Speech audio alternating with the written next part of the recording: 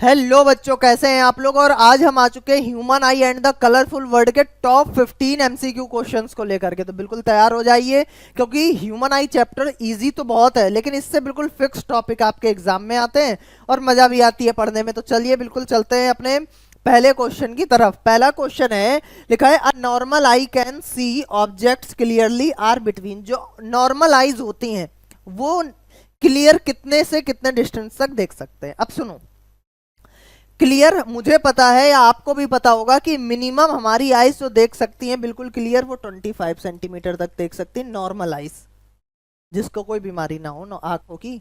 और इन्फिनाइट तक तो हम फाइनली दूर तक देख पाते हैं, क्योंकि चंदा सूरज सब दिखाई देते हैं और इनकी डिस्टेंस तो बहुत दूर है, तो ये इन्फिनाइट हो गए। और 25 सेंटीमीटर मिनिमम देख पाते, यानी हम 25 सेंटीमीटर से इन्फिनाइट तक के बीच में देख सकते हैं। लेकिन फिर भी हम सारे ऑप्शन चेक करते हैं कि अपनी आंखों से बिल्कुल पास से देख सकते हैं, हम कुछ नहीं देख सकते। 50 सेंटीमीटर से देख सकते हैं, नहीं। 100 सेंटीमीटर से मिनिमम देख सकते हैं, नहीं। इन्फिनाइट तो सब में कॉमन है, तो यही हम मिनिमम कितना देख सकते हैं, हमें यही देखना था। फिर हम लोग अगले क्वेश्चन की तरफ चलेंगे। लिखा है the image distance from the eye lens. Eye lens से image distance in the normal eye when increase the distance of object. अगर मान लो ये क्या है, लेंस है, ये लेंस है। तो अगर कोई ऑब्जेक्ट यहां पर है तो इसकी इमेज कहां बनेगी भाई। नॉर्मल सभी को पता है कि इमेज कहां पर बनती है बाबूजी, रेटिना पर। रेटिना पर बनती है, सबको पता है। अब तुम सोचो, इस ऑब्जेक्ट को उठा करके हमने यहां कह दिया, कहते कि ऑब्जेक्ट तुम यहां आ जाओ। ऑब्जेक्ट यहां आ गया, तो क्या ऑब्जेक्ट यहां लाने से क्या ये जो इमेज रेटिना पर बन रही है रेटिना से पहले बनेगी या पीछे बनेगी? ऐसा हो सकता है? नहीं। रेटिना जो है वो एक पर्दे का काम करता है हमारे लिए, किसकी? पर्दे की तरह। तो जब ये पर्दे की तरह काम करता है तो इसकी इमेज कहां पर बनेगी? रेटिना पर ही बनेगी, और कहीं बनेगी तो दिखेगी ही नहीं। यानी इमेज डिस्टेंस में कोई फर्क नहीं पड़ेगा। ऑब्जेक्ट यहां रख लो, यहां रख लो, यहां रख लो, चाहे बहुत दूर भेज दो, इमेज डिस्टेंस में कोई फर्क नहीं पड़ता, यानी रिमेन्स अनचेंज। कैसी रहेगी? Remains unchange. क्योंकि ना तो हमारे आंख का जो लेंस है, आई बॉल है, ना तो उसका साइज बड़ा होता है ना छोटा रहता है, फिक्स रहता है अपनी जगह। तो फिक्स रहता है तो कोई फर्क नहीं पड़ना चाहिए।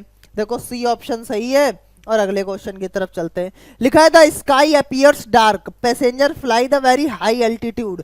जो बहुत ऊंचाई पर पैसेंजर उड़ते हैं, प्लेन में पैसेंजर तो प्लेन में ही उड़ेंगे, तो जो प्लेन में लोग बैठे होते हैं वो देखते हैं कि आकाश यानी जो स्काई है वो ब्लैक कलर का दिख रहा है। कैसा दिख रहा है? ब्लैक। और नीचे रहते हैं तो उन्हें ब्लू दिखता है। ऐसा क्यों? तो भाई देखो, जो प्लेन उड़ता है वो एटमॉस्फेयर के ऊपर उड़ता है, एटमॉस्फेयर के ऊपर उड़ता है। और जब एटमॉस्फेयर के ऊपर उड़ेगा तो वहां एटमॉस्फेयर है नहीं जहां प्लेन उड़ रहा है, और एटमॉस्फेयर नहीं है तो एटमॉस्फेरिक पार्टिकल भी नहीं होंगे, और एटमॉस्फेरिक पार्टिकल जब नहीं होंगे तो स्कैटर हो ही नहीं पाएगा। लाइट को स्कैटर यानी फैलने के लिए क्या चाहिए होगा? पार्टिकल, तभी तो लाइट फैलेगी। और जब पार्टिकल ही नहीं होंगे तो फैलेगी नहीं, यानी वहां सब डार्क डार्क दिखाई देगा। तो scattering of light is not enough as such height. इस हाइट पर स्कैटरिंग ऑफ लाइट हो पाना पॉसिबल नहीं है। चले अगले क्वेश्चन पर। देखो ऑप्शन ए सही है। अगला क्वेश्चन है electric signal from the retina brain is covered by. Retina से ब्रेन तक जो इलेक्ट्रिक सिग्नल होते हैं वो वहां तक कैसे पहुंचते हैं? तो ध्यान से सुनो मेरी बात। जो हमारे बॉडी में मैसेज पहुंचाने का काम जो होता है वो नर्व सिस्टम का होता है। उसके अलग अलग टिश्यू हो सकते हैं, अलग अलग सेल्स हो सकते हैं। तो हमारे आंखों पर जो नर्व पाया जाता है उसे बोलते हैं ऑप्टिक नर्व। वो ऑप्टिक नर्व, क्या बोलते हैं? Optic nerve. ये नर्व सेल जो होती है मैसेज को कलेक्ट करती है, ब्रेन तक ले जाती है और बताती है कि हमने इस चीज की फोटो बनाई है, मतलब हमें ये दिखा है, अभी मुझे कैमरा दिख रहा है, अभी मुझे स्क्रीन दिख रही है, अभी मुझे बोर्ड दिख रहा है। तो ये मैसेज हमारे आंखों से ब्रेन तक कौन पहुंचा रहा है? Optic nerve. अगर ये काम नहीं करेगी तो हम कुछ भी देख लें, कुछ भी इमेज बन जाए, हमें पता ही नहीं चलेगा कि क्या इमेज बनी है, क्योंकि मैसेज पहुंचना बहुत ही ज्यादा जरूरी है। तो चलते हैं अगले क्वेश्चन की तरफ। अगला क्वेश्चन कह रहा है a person suffering from cataract. एक कोई व्यक्ति है जिसे कैटरैक्ट यानी मोतियाबिंद हो गया है। अब मोतियाबिंद पहले समझो होता क्या है। मोतियाबिंद एक ऐसा डिफेक्ट ऑफ विजन है, कैटरैक्ट एक ऐसा डिफेक्ट ऑफ विजन है जिसको आप किसी भी लेंस का यूज करके सही नहीं कर सकते। इसको सही करने के लिए आपको सर्जरी करवानी पड़ेगी, सर्जरी, ऑपरेशन। समझ गए। तो होता क्या है एक्चुअल में, जो आई लेंस होता है, क्या होता है, आई लेंस, उसके ऊपर एक लेयर फॉर्म हो जाती है और वो लेयर ऐसी होती है जो ओपेक होती है, यानी उसके आर पार नहीं दिखता है, और उस लेयर के आर पार नहीं दिखता है, यानी ओपेक लेयर आई लेंस के ऊपर फॉर्म हो जाती है, जिससे मोतियाबिंद हो जाता है। तो यही लिखा था कि अगर किसी को मोतियाबिंद हो जाए तो उसके लेंस पर, कर्वेचर पर, सिलेरी मसल पर कोई फर्क नहीं पड़ता, उस पर सीधा क्या फर्क पड़ता है कि मोतियाबिंद हो गया, मतलब आंख के ऊपर एक व्हाइट कलर की लेयरिंग जब हो गई है जिसके आर पार नहीं दिख रहा, यानी ओपेक है। अगले क्वेश्चन की तरफ चलेंगे। अगला क्वेश्चन जो है लिखा है colour of light which deviate most prism spectrum of white light. White light के जो स्पेक्ट्रम होते हैं उसमें कौन सा कलर ज्यादा डेविएट होता है। तो सभी को पता है कि 7 कलर निकलते हैं जिनका नाम है VIBGYOR, violet, indigo, blue, green, yellow, orange, red. ये 7 कलर होते हैं। इन 7 कलर में जो सबसे पहले निकलता है वो सबसे कम डेविएट होता है, और जो सबसे बाद में निकलता है वो सबसे ज्यादा क्या होता है, डेविएट होता है। तो वायलेट कलर जो होगा वो सबसे ज्यादा डेविएट हो जाएगा, यानी सी ऑप्शन जो होगा वो बिल्कुल सही आंसर हो जाएगा। अगले क्वेश्चन की तरफ चलेंगे।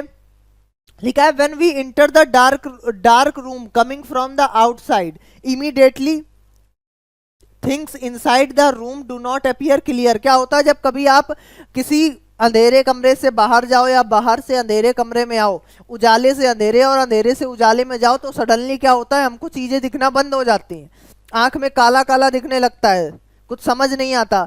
तो ऐसी स्थिति में क्या होता है, जो हमारी आंखों की मसल्स होती हैं, जो उसको उसकी जो लेंस की फोकस दूरी होती है उसे सेट करने में थोड़ा सा टाइम लेती हैं, तो इस वजह से हमें चीजें क्लियर नहीं दिखती। मतलब प्यूपिल यानी पुतलियां जो होती है do not open all in the dark. जो प्यूपिल होती है वो डार्क में पूरी तरह से ओपन नहीं होती है, गलत बात लिखी। जितना ज्यादा अंधेरा होगा हमारे आंखों की पुतलियां उतनी ज्यादा फैली होती है। Pupil take time to adjust. बिल्कुल, जो पुतलियां होती हैं वो टाइम लेती हैं एडजस्ट करने में, और पुतलियों को एडजस्ट कौन, यानी प्यूपिल्स को एडजस्ट कौन करता है बेटा, प्यूपिल को एडजस्ट करती है सिलेरी मसल्स, यानी ऑप्शन बी जो होगा वो बिल्कुल सही आंसर हो जाएगा। फिर लिखा था focal length of eye lens increase when I muscle. जब फोकल लेंथ आई लेंस का, जब फोकल लेंथ लेंस का इंक्रीज हो जाए, लेंस का फोकस लेंथ जो फोकल लेंथ है तभी इंक्रीज होगा जब आप दूर की चीजें देखेंगे। जितना दूर का देखोगे फोकल लेंथ उतनी ज्यादा होगी, जितना पास का देखोगे फोकल लेंथ उतनी कम होगी। तो आप पास की चीजें पढ़ते हैं तो आपको क्या करना पड़ता है, अपनी आंखों को सिकोड़ना पड़ता है, रिलैक्स नहीं करना पड़ता। रिलैक्स करोगे तो फैल जाएंगी, सिकोड़ोगे तो क्या हो जाएंगी, सिकुड़ जाएंगी। तो जब आप पास की चीजें देखते तो आपकी आई लेंस जो आई की फोकल लेंथ है वो आपको कॉन्ट्रैक्ट करनी पड़ती है, सिकोड़नी पड़ती है, और दूर का देखते हो तो फैलाना पड़ता है। तो जब आप दूर की चीजें देखते हैं यानी फोकल लेंथ इंक्रीज होती है तो आई लेंस हमारी इंक्रीज हो जाती है, वो आई लेंस में क्या होता है, रिलैक्स हो जाता है, ठीक है, और उसके बाद लेंस जो है वो पतला हो जाता है, थिन हो जाता है। तो आप ऑब्जर्व कर सकते हो, आप दूर की चीजें देखोगे तो आपको अपनी आंखों पर ज्यादा प्रेशर डालना नहीं पड़ेगा, लेकिन आप पास की चीजें देखोगे तो आपको प्रेशर डालना पड़ेगा। यानी are relax and lens become thinner, यानी जो क्या कहते हैं लेंस होता है वो रिलैक्स हो जाता है और लेंस जो लेंस होता है वो थिनर यानी पतला हो जाता है, ऐसा होता है। अगले क्वेश्चन की तरफ चलेंगे। लिखा है which of the following statement is correct. आपको कुछ स्टेटमेंट दिए हैं उनमें से बताना है कौन सा करेक्ट है। मायोपिया और हाइपरमेट्रोपिया दो चीजों की बात करी है। अगर मायोपिया की बात करूं तो इसे नियर साइटनेस कहते हैं। क्या बोलते हैं, नियर साइटनेस। तो नियर और फॉर दो चीजें की जगह होती है। तो मायोपिया में आप फॉर की चीजें नहीं देख पाते, यानी दूर की चीजें नहीं देख पाते, पास की चीजें देख पाते हैं। अगर हाइपरमेट्रोपिया की बात करूं तो इसमें भी दो चीजें, एक तो नियर हो जाएगा और दूसरा फार। इसमें उल्टा होगा, नियर की चीजें नहीं दिखेंगी, फार की चीजें दिखेंगी। अब लिखा क्या है, अ पर्सन विथ मायोपिया, जिसको मायोपिया है, सीन डिस्टेंस ऑब्जेक्ट क्लियरली। क्या वो डिस्टेंस के ऑब्जेक्ट क्लियर देख पाता है, यानी दूर के ऑब्जेक्ट नहीं देख पाता, पहला गलत। अ पर्सन विथ हाइपरमेट्रोपिया, अगर किसी को हाइपरमेट्रोपिया, सीन ऑब्जेक्ट्स क्लियरली, कौन सी, nearby. Nearby object, पास की ऑब्जेक्ट क्लियर देख पा रहा है, नहीं देख पा रहा है। A person with myopia can see nearby object clearly, अगर मायोपिया है नियर की ऑब्जेक्ट क्लियर देख सकता है, ऑप्शन सी सही हो गया, है ना। तो ऐसे कंफ्यूज नहीं होना है, लिख लेना है ऐसे शॉर्ट फॉर्म में कि एम मतलब मायोपिया, एस मतलब हाइपरमेट्रोपिया, पास की चीजें इसमें दिखती हैं, इसमें दूर की नहीं दिखती हैं, और इसमें दूर की नहीं दिखती, पास की चीजें दिखती हैं। तो इस तरह से आप जल्दी से और आसानी से आंसर को समझ करके कर पाओगे। अगले क्वेश्चन के ऊपर देखो, लिखा है white light is dispersed into 7 colour components. जो व्हाइट लाइट होती है वो 7 रंगों में बढ़ जाती है। बिल्कुल अभी मैंने पढ़ा था कि विबग्योर होते हैं, पढ़ा था या नहीं हम लोगों ने। फिर लिखा है different colour of light bend through different angles respect to incident ray. इस इंसिडेंट रे के थ्रू सभी अलग अलग एंगल्स पर निकलती हैं। आपने देखा होगा ऐसे लाइट की रे आती है और सब अलग अलग एंगल्स पर निकलते हैं। तो बिल्कुल अलग अलग एंगल्स पर निकलते हैं, तो असर्शन भी सही है और रीजन भी सही है। और बता रहा है कि 7 कंपोनेंट्स इसलिए निकलते हैं क्योंकि उनका एंगल अलग अलग होता है। अगर एक ही एंगल हो तो सारी एक ही जगह से निकलेंगी, तो फिर वो व्हाइट ही लाइट दिखाई देगी हमें, लेकिन ऐसा नहीं होता है। तो यानी ऑप्शन ए सही हो जाएगा। Assertion and reason both are true, और ये इसका करेक्ट एक्सप्लेनेशन भी होता है। अगले क्वेश्चन पर देखो, लिखा है the sky looks dark and black instead the blue outer space. Outer space पे बाहरी जो सरफेस है, बाहरी सरफेस नहीं, अंतरिक्ष में, आउटर स्पेस मतलब अंतरिक्ष समझ लो तुम। अंतरिक्ष में आकाश जो है वो डार्क या ब्लैक कलर का दिखता है क्योंकि वहां no atmosphere contain outer the space for scattering. Scattering के लिए वहां पर क्या नहीं होते, पार्टिकल नहीं होते। ये हमने अभी पहले दूसरे तीसरे क्वेश्चन पे शायद पढ़ा था। तो बोथ आर करेक्ट, और एक्सप्लेनेशन भी सही है कि डार्क इसलिए दिखता है क्योंकि वहां पर आउटर सरफेस पर स्कैटर करने के लिए एटमॉस्फेयर नहीं होता सन की लाइट के पास। समझ गए? चलें आगे। अगला क्वेश्चन देखो, लिखा है the phenomena of scattering of light colloidal particle gives rise to Tyndall effect. जो कोलाइडल पार्टिकल होते हैं उनसे टिंडल इफेक्ट होता है। कोलाइडल पार्टिकल क्या होते हैं? ये ऐसे पार्टिकल्स होते हैं जिनके आर पार हमें पूरी तरह से नहीं दिखाई देता। ये हल्के से मिल्की से होते हैं, दूधिया होते हैं, और इनसे क्या, इनमें छोटे छोटे पार्टिकल्स होते हैं, और इनसे जब लाइट की रे निकलती है तो स्कैटर होकर के चारों तरफ फैल जाते हैं। आपने देखा होगा कि जब बड़े बड़े पेड़, जहां जंगलों में बड़े बड़े पेड़ होते हैं, आपने कभी एडवेंचर किया हो तो आपने देखा होगा वहां पर क्या होता है, पतली पतली सन की लाइट्स आती हैं, रेज आती हैं, और उनमें से छोटे छोटे पार्टिकल्स निकल, मतलब उसमें क्या हो रहे होते हैं, उड़ रहे होते हैं।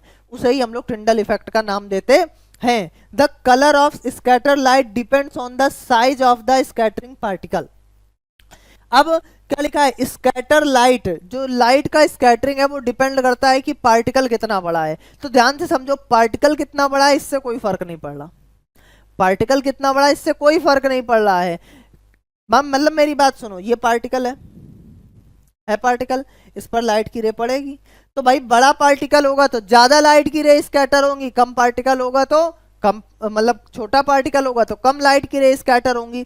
यानी बात तो दोनों सही लिखी है, लेकिन ये एक्सप्लेन नहीं कर रहा है कि टिंडल इफेक्ट जो है वो कोलाइडल सॉल्यूशन में होता है क्योंकि उसके पार्टिकल छोटे या बड़े होते हैं। नहीं, कोलाइडल पार्टिकल के जो कोलाइडल सॉल्यूशन के जो पार्टिकल होते हैं वो फिक्स होते हैं। यानी बात तो दोनों सही है, लेकिन असर्शन और रीजन दोनों ही क्या है, सही है, लेकिन एक्सप्लेनेशन नहीं दिया हुआ है। ठीक है, अगले क्वेश्चन पर देखो, लिखा है why is the colour of sky blue. Sky का कलर ब्लू क्यों होता है? ध्यान से समझो, when sunlight passes through the atmosphere, जब सनलाइट एटमॉस्फेयर से पास करती है, fine particle air scatter blue.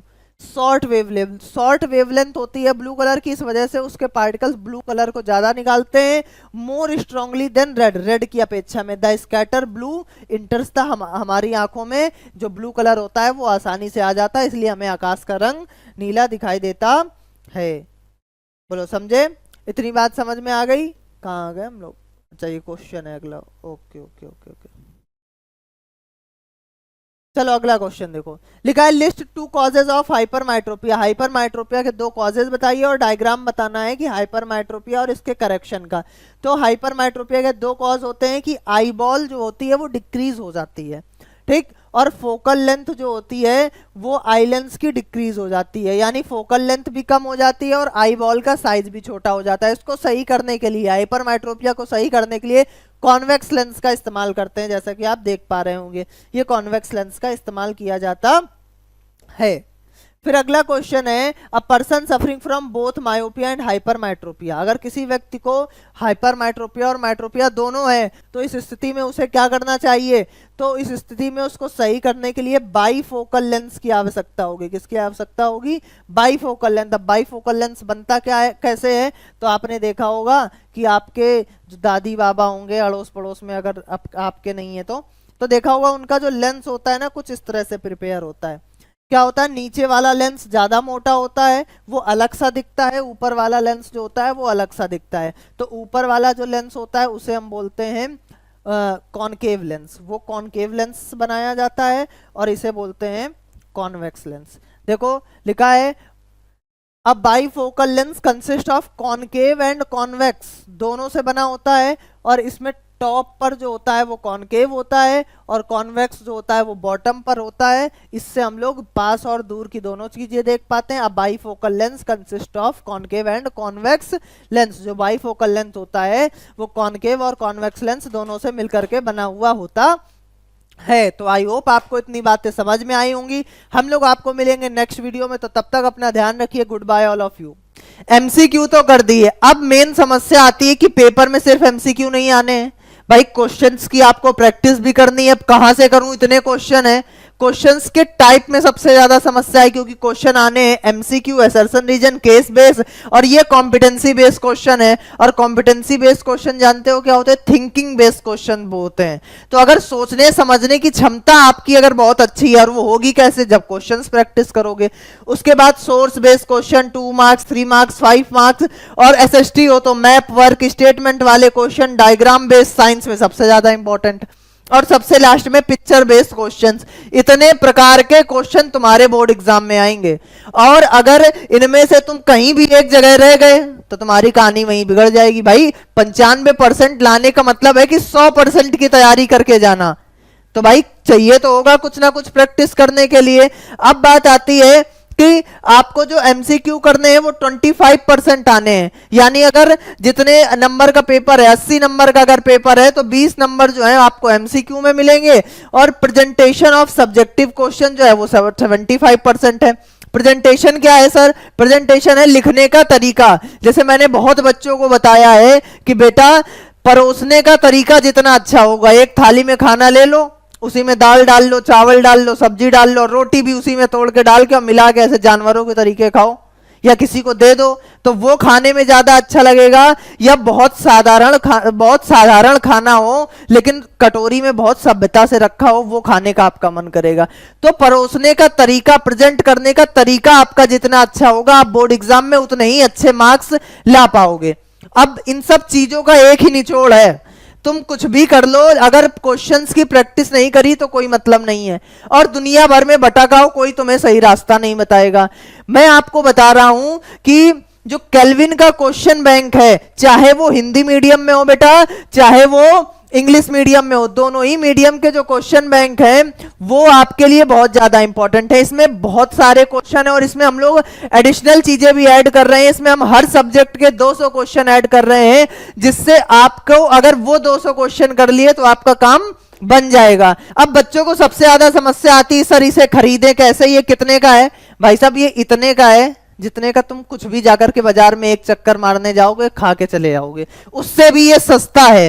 तो अगर आप इसे परचेज करना चाहते हैं तो डिस्क्रिप्शन पर इसकी परचेज लिंक दी है, या केल्विन लाइव ऐप पर आप डायरेक्ट विजिट करके क्या कर सकते हैं, इसे परचेज कर सकते हैं। तो good bye all of you, मिलता हूं आप सभी लोगों को नेक्स्ट काम की वीडियो में। और एक बात बेटा हमेशा याद रखना, पिछले साल चाहे तुम्हारे सीनियर्स हो, उन सभी को पता है कि बोर्ड एग्जाम में केल्विन जो कराता है वही हर साल आता है।